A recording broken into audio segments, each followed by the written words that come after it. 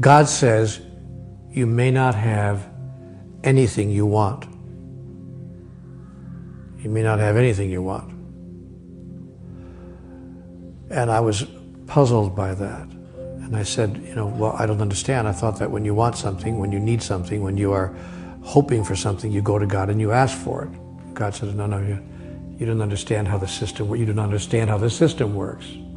Or that even that there is a system. But here's how the system works. Everything you could ever ask for, you could ever have now, or ever ask for in the future, you already have right now. You already have all of it. You simply are not experiencing it.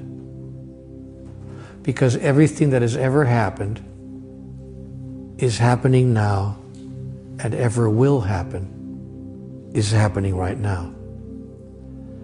And so it is for you merely to reach into the sea of infinite possibilities and call forth the reality you choose now to experience. And you do this, you call forth from the sea of infinite possibilities the reality you choose to now experience through three devices mainly: thought, word, and action. That is, what you say, what you think or believe, and of course what you do. Now, if what you say is, please give me what I need today to survive, you will have a struggle acquiring what you need today to survive, because the statement comes from a deep underlying thought that you do not now have that, or you wouldn't be asking for it. It is that underlying thought, what Conversations with God calls the sponsoring thought, that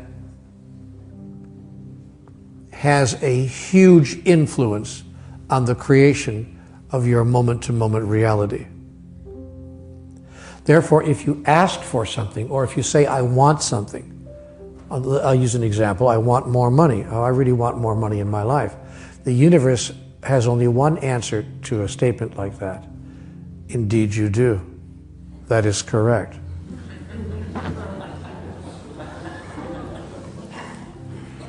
See, the universe only says yes. Now, when you understand that, please forgive me, I know this is very elementary to most of us, but just to lay the groundwork, the universe has a universal response to every thought, and the universal response is yes. See, God only knows one word, yes. God has a very limited vocabulary. God says yes, yes, yes. Yes to what? Yes to whatever you think, say, or do. God says yes. Now the good side of that is, the positive side is that God never says no. The bad side of that is, for those who don't know how the system works, God only says yes.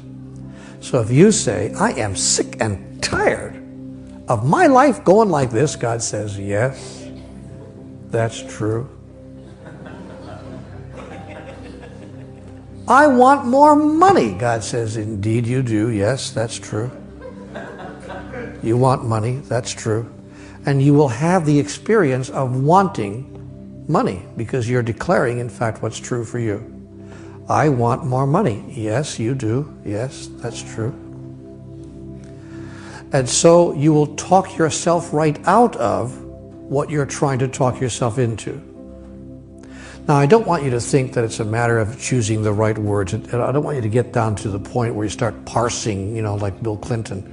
I didn't inhale or whatever.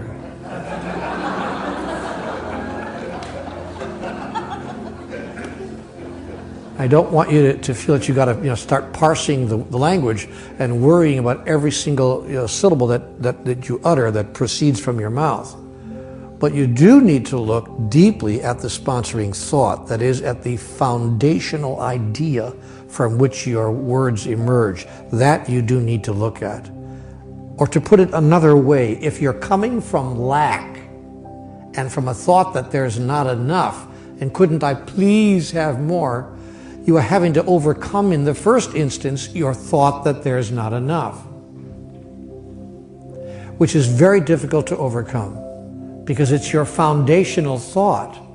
Now, one might argue, and your friend would argue, but Neale, that's all very sweet and good, except when a person's entire experience is that there's not enough, how could they have any thought other than that? How would you expect them to have another thought when their whole experience, the evidence of their own eyes, is that there is not enough? To which a master would reply, as all masters have, each in their own way, each in their own time, judge not by appearances.